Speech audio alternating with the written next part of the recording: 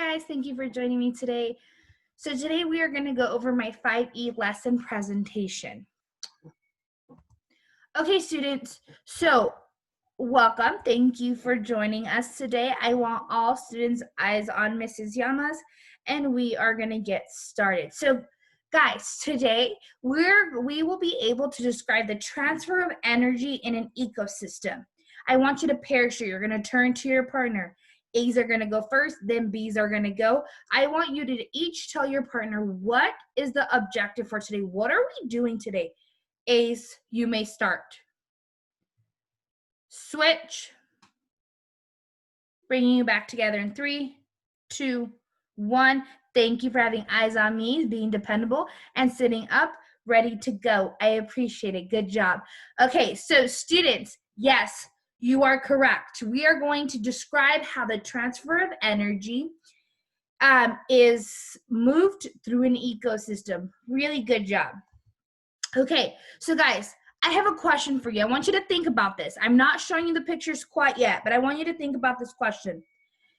If these animals were to get into a fight, who do you think would win? So I'm going to show you a picture of two animals. Who do you think would win? I want you to explain your reasoning. You're going to tell your partner, and you're going to explain your reasoning who would win in this battle. Okay, the first animal is my lion. So my lion is going to fight my zebra. Who do you think would win? Turn to your partner. Bees go first. I want you to explain your reasoning. Who do you think would win in this fight? Go. Thank you. I'm bringing you back in 3, 2, 1. Yes, a lion. I heard a lot as I was walking around. I heard a lot of answers. Of course, your lion is the first animal that I think would win. That's hear a lot of that. Why? I heard students say that the lion has sharp claws and can scratch and hurt the zebra, bringing him down. I heard that the lion is a fast runner. But I also heard from the other side, we argued the other side. The zebra, they said the zebra is always in a pack. The zebra run fast. The zebra are able to get away from the lion. I think ultimately it would depend on the scenario and who would be fighting at that time or where they would be fighting. But again, these both animals are part of the food web. Lions and zebras are all embedded into the food web. So the food chain. The food chain is built to transfer energy from one living thing to another. So ultimately, if the lion would have won and eaten the zebra, the energy from that zebra would have transferred to the lion, so they would eat it. It would give the lion more energy, okay, because he would be consuming food. Alrighty. So the focus for today, that was a really good APK. We activated some prior knowledge. Really good job. So the APK helped us think about what this standard was about. The standard that we're going to focus on today is life cycle of matter and energy transfer in an ecosystem. This is a 7th grade standard. So what does it mean by the title? So it means that the cycling of matter flows through the energy within an ecosystem. So it talks about the flow of energy within an ecosystem. So our main focus question with this standard is, how does matter and energy transfer through an ecosystem? How does one thing get energy from another thing, okay? So that is our main focus for today. So let's break this down. We're talking about an ecosystem and a food web. What is an ecosystem? An ecosystem is all the living and non-living things in an area. So that incorporating both non-living and living. It's all part of the ecosystem. What's an example? So embedded into an ecosystem are living and non-living things. So in this picture here, the dirt, boys and girls, that's not living, right? It's not breathing. It's not consuming energy. It's just the dirt, the sand. A frog is a living thing, right? It's eating bugs, it's breathing, it's moving, it's a living organism. So Ecosystem deals with it's a whole picture. The dirt, the sun, the flowers, the birds, that's everything incorporated. The food web breaks it down. It's more of the living organism that gets broken down. So the food web, it shows how the flow of energy moves between organisms. We know that the flow of energy moves. One organism gets energy from another organism. Think about that. They get energy, they feed each other, okay? How do they do this? So there's a variety of things that we're going to go over. We have decomposers, consumers, decomposers, producers, consumers, and then there's different forms of consumers.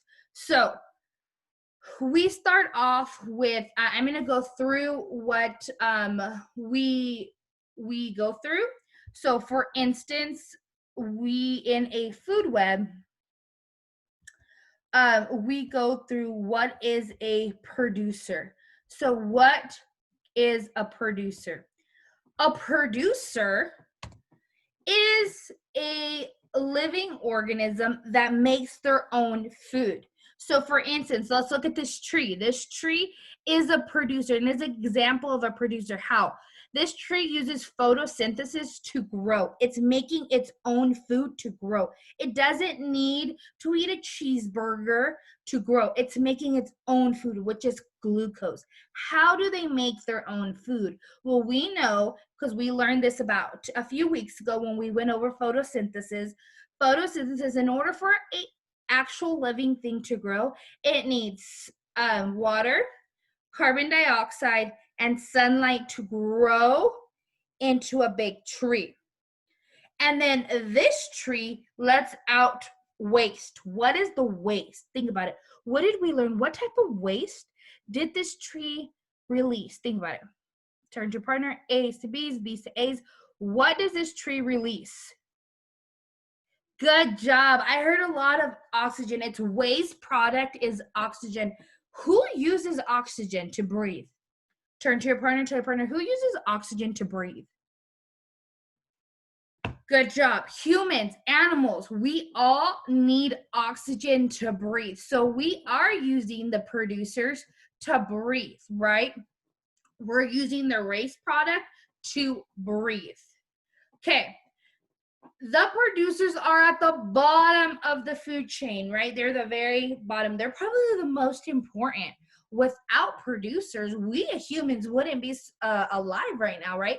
Because we use its waste product to breathe. So they're very important. The producers are at the bottom of the food chain. They are plants, orchards. These are all examples of a producer. Leaves. These are all producers that release or get release energy, right? So for instance, we get a lot, part of our energy is being able to breathe, right? Being able to move around using our oxygen. Well, we use this oxygen from producers. Alrighty, so in your own words, I want you to think about it. What is a producer? Think about it. 20 seconds. Bringing you back together in 3, 2, 1. A producer, you're right, a producer is a living organism that produces its own energy using photosynthesis. Really good job. Yes, you are correct. It also releases waste products, which is oxygen that others living organisms use. So it transfers. So their waste product transfers that energy within other living organisms. Good job.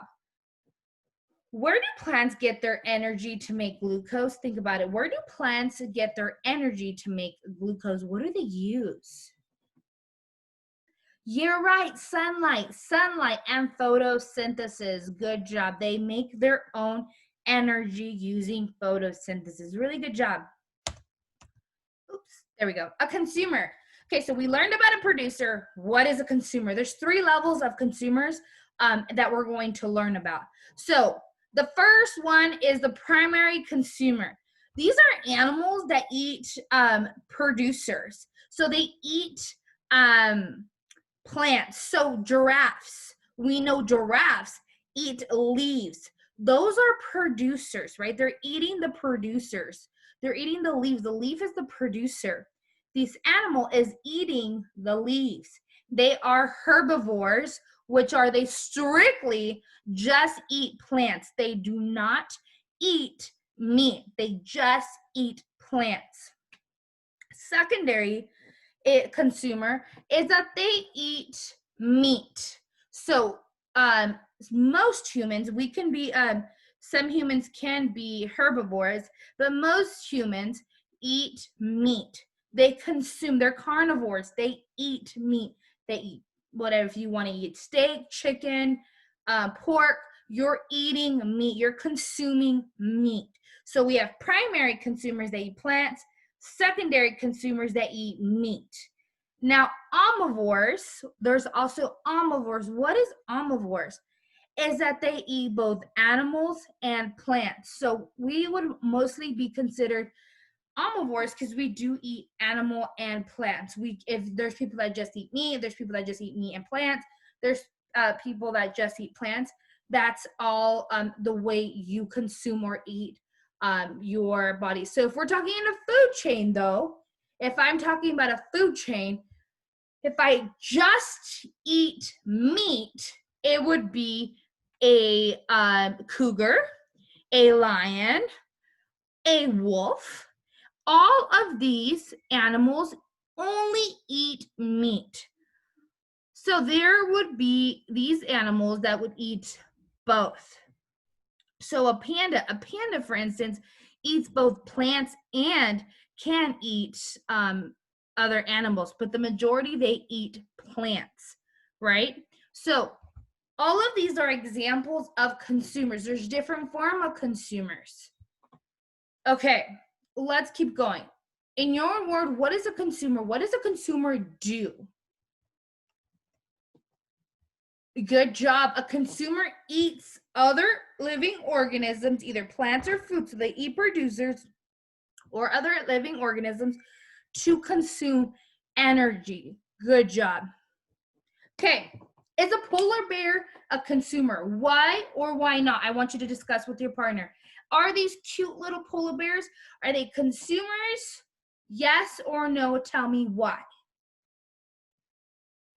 Bringing you back together in 3, 2, 1. Yes, polar bears are consumers. Why? They eat fish, right? They're eating another living organism to survive. They're eating fish. Good job. Let's keep going. Decomposers. This is probably the most important part of the food chain because without it, the food chain would crumble. A decomposer. Look at this. You're telling me worms, mushrooms, insects, and bacteria are keeping our food chain alive? Yes. Why? Let's figure out why. These decomposers and scavengers break down dead plants and animals. So they're eating the dead plants, the dead animals. They break down the waste of other organisms. So the poop, they're eating and breaking it down. Decomposers are very, very important for our ecosystem. Why? Without them, there would not be an ecosystem. There would not be the world that you live in today. The plants would not get their initial nutrients that they need to grow. And waste piles of all these animals were dead and all of these plants were dead, it would be a mess, right? It would just pile up and pile up and pile up and pile up, and there would be no way of reusing things. Really bad bacteria would spread. So we really need these animals to help our ecosystem continue to thrive. Really good job. So again, with your partner, I want you to tell me, what is a decomposer? Turn to your partner.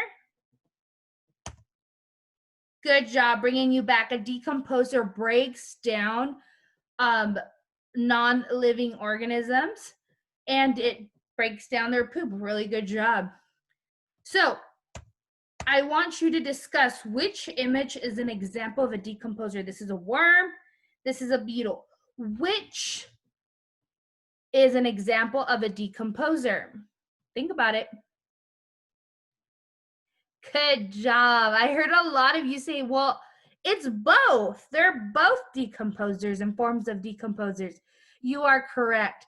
They both break down non-living things um, to give the plants and break down nutrients. Yes, really good job, guys. All right, guys. You guys got an overview of what our unit's going to look like and what we're going to go through. I am so proud of you guys. Let's keep up the hard work. Now we're going to transition to independent practice.